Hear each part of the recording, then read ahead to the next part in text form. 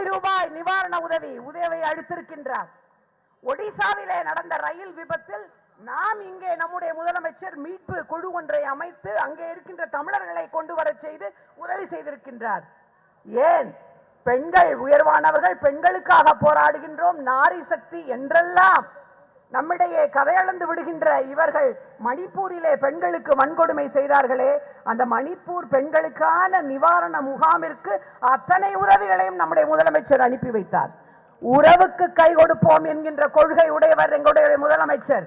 ஆனால் உரிமை என்று வரும்பொழுது அங்கு கொடுக்கின்ற கை, அள்ளி கொடுக்கின்ற கை இங்கே ஏன் கிள்ளி கூட கொடுக்கவில்லை என்றுதான் நாங்கள் கேட்கின்றோம். எங்களுக்கு உரியவற்றை கேட்கின்றோம். செஸ் வரி அதிகமாகிவிட்டது, சரக்கு வரி அதிகமாகிவிட்டது. இந்த நிதிநிலை அறிக்கையிலே முத்திரை தாள் விலையையும் கூட்டுங்கள் என்று தமிழ்நாட்டுக்கு சொல்லுகின்றது, அனைத்து மாநிலங்களுக்கும். முதலமைச்சர் கேட்கின்றார், முத்திரை தாள் வரியை கூட்டுங்கள் என்று வலியுறுத்துகிறீர்கள். கூட்டுகின்றோம். ஆனால் நீங்கள் அப்படி கூட்டும் பொழுது மாநிலத்திற்கு ஏற்படுகின்ற இழப்பீட்டு தொகையை தருவோம் என்கின்ற உத்தரவாதம் ஏதாவது தந்திருக்கிறீர்களா? ஏற்கனவே ஜிஎஸ்டிக்கான இழப்பீட்டு தொகையை தரவில்லை. இது மட்டும் எப்படி தருவீர்கள் என்று கேட்கின்றார். எப்படியெல்லாம் நம்மை வஞ்சிக்க முடியுமோ. நம்முடைய சென்னை மெட்ரோ ரயில் 2ஆம் கட்டம், second phase of Chennai metro எத்தனை வருடங்கள் ஆகிவிட்டது. நம்முடைய மாண்புமிகு உள்துறை அமைச்சர் வந்து சென்னை கலைவாணர் அரங்கத்திலே தொடங்கி வைக்கின்றார். அதற்கு அடுத்து ஒரு வருடம் கழித்து அரசாங்க விழா ஒன்றில் மாண்புமிகு பாரத பிரதமர், இந்திய பிரதமர் வந்து 63,000 கோடி ரூபாய் சென்னை மெட்ரோ ரயில் திட்டத்திற்கு ஒதுக்கப்படும் என்கின்றார். 20, 21, இப்பொழுது இருப்பது 24. சென்ற வருடம் வரை ஒரு நையா பைசா கூட ஒதுக்கவில்லை. தாய் உள்ளத்தோடு இவர்களைப் போல அல்ல, தான் வாக்களித்த மக்களுக்கும் வாக்களிக்காத மக்களுக்கும் சேர்த்து அனைத்து நலத்திட்டங்களையும் தருகின்ற பெருமையையும் பெருந்தன்மையும் உடைய நம்முடைய முதலமைச்சர் தமிழ்நாட்டிலே இருந்து நிதியாக 33,000 கோடி ரூபாயை ஒதுக்கி அந்த பணிகளை முடுக்கிவிட்டிருக்கின்றார். இந்த நிதிநிலை அறிக்கையிலே எல்லா திட்டங்களும் நம்முடைய சிறப்பு மிகுந்த திராவிட மாடல் ஆட்சியை அப்படியே நகல் எடுத்து ஒரு ஏறக்குறைய 10 திட்டங்கள் அறிவிக்கப்பட்டிருக்கின்றன.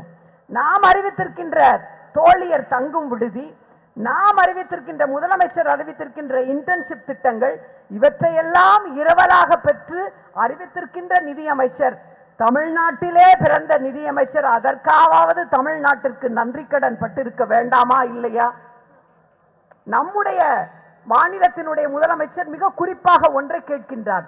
பிரதம மந்திரி வீடு கட்டுகின்ற திட்டம், அந்த திட்டத்தினுடைய பெயர் நீங்கள் உங்கள் அத்தனை பேருக்கும் தெரியும். எத்தனையோ கழக உடன்பிறப்புகள் எளியவர்களுக்கு அந்த திட்டத்தின் மூலம் பலன் பெற வேண்டும் என்று கோரிக்கையாக எங்களிடம் கொடுத்திருக்கிறீர்கள். ஒன்றிய அரசாங்கம் ஒரு வீடு கட்டுவதற்கு ஒதுக்குகின்ற நிதி என்பது 1.50 லட்சம் ஒரு வீடுக்கு. மீதி இருக்கின்ற 12 முதல் 14 லட்சம் ரூபாயை நம்முடைய தமிழ்நாட்டினுடைய முதலமைச்சர் நம்முடைய நிதியிலே இருந்து தருகின்றார். ஆனால் திட்டத்தின் பெயர் மட்டும் பிரதம மந்திரி வீடு கட்டுகின்ற திட்டம். இப்படித்தான் அனைத்து தளங்களிலும் இந்த ஒன்றிய அரசாங்கம் மிக குறிப்பாக இந்த மண் சுயமரியாதை மண், இந்த மண் வேறு மத ஊடுருவல் சக்திகளை தன்னிடத்திலே உள்புக விடாத மண் என்கின்ற பெருமையுடைய மண் என்பதால் தொடர்ந்து வஞ்சித்துக் கொண்டே வருகின்றது. மக்களாகிய நீங்கள் தான், பேரறிஞர் அண்ணா சொன்னது போல, ஏன் இன்றைக்கு இந்த ஆர்ப்பாட்டம் என்றால் மக்களிடம் செல்லுங்கள், மக்களிடம் எடுத்து சொல்லுங்கள், மக்களை ஒன்றிணையுங்கள் என்றுதான். நீங்கள் இந்த ஒன்றிய அரசாங்கத்தின் வஞ்சக நாடகத்தை அம்பலப்படுத்துங்கள். தமிழ்நாடு தொடர்ச்சியாக தொழில் துறையிலே, பெண்களுக்கான முன்னேற்ற துறையிலே, கல்வித்துறையிலே முன்னணி வகிக்கின்றது.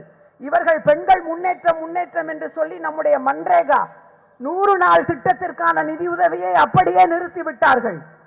100 நாள் திட்டம் நடைபெறாமல் இன்றைக்கு பல தாய்மார்கள் புலம்புவதற்கு காரணம் ஒன்றிய அரசாங்கம் நிதியை அப்படியே நிறுத்திவிட்டதுதான். அதனால்தான் நான் சொன்னேன், இவர்கள் படிப்பது ராமாயணம், ஆனால் இடிப்பது பெருமாள் கோயில் என்று.